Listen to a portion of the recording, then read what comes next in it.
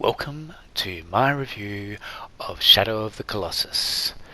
So, Shadow of the Colossus is a game that originally came out on the PlayStation 2 back in 2005, and it was hailed as a real watershed moment for the gaming sort of industry for its quality and depth. It was subsequently remade or remastered for the PlayStation 3, and back in 2018 was then remastered for the third time for PlayStation 4. And that's what I'm playing today. So the game starts with your character just known as Wanda.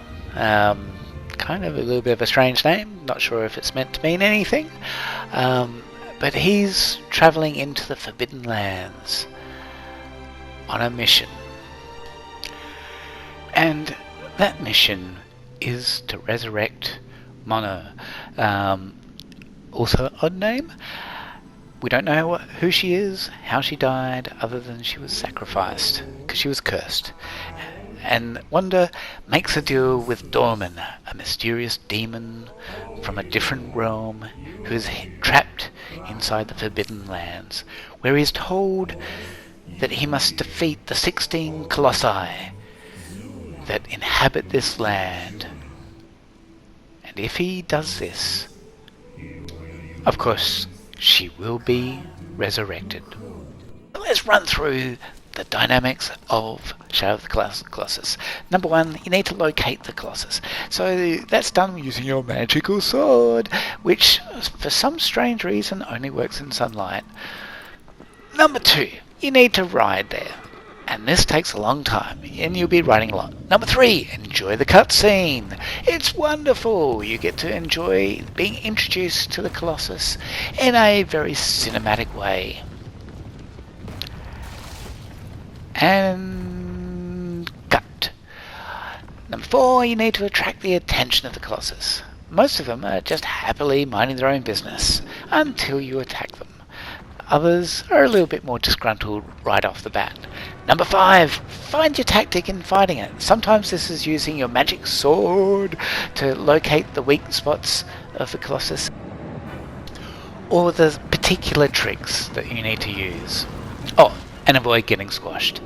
Number six, find the front door. These things are giants, and often it's very tricky to work out how to get on. Sometimes annoyingly difficult to work out what trick you need to employ. 7, attack the weak spots. So often there's a prerequisite number of attacks that you need to do to actually engage in defeating the Colossus.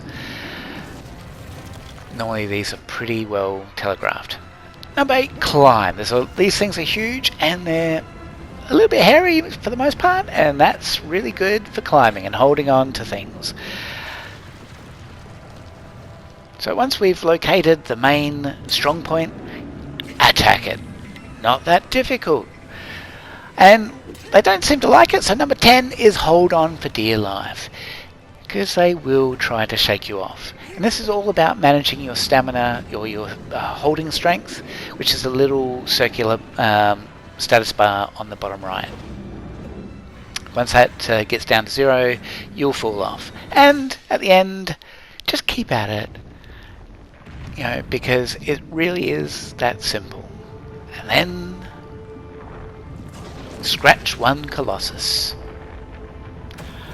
Now a lot of people talk about how this is such an emotive game because you get to sense the helplessness and the futility of this death of this giant majestic beast.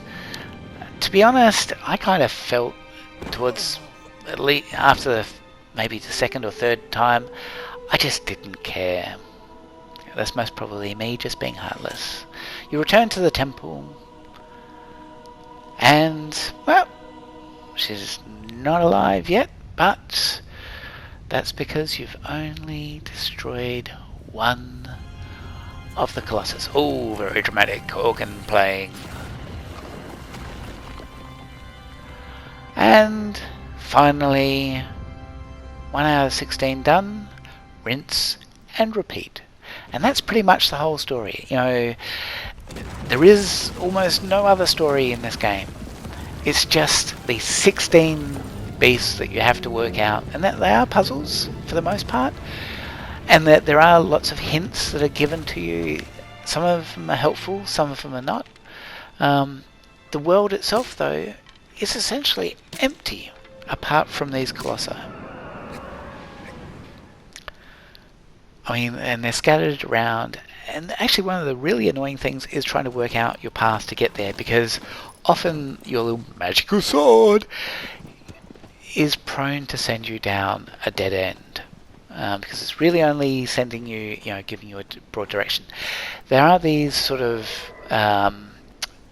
sub-temple type things where you can pray, or shrines that you can pray at, and they don't tell you, but these act as save points.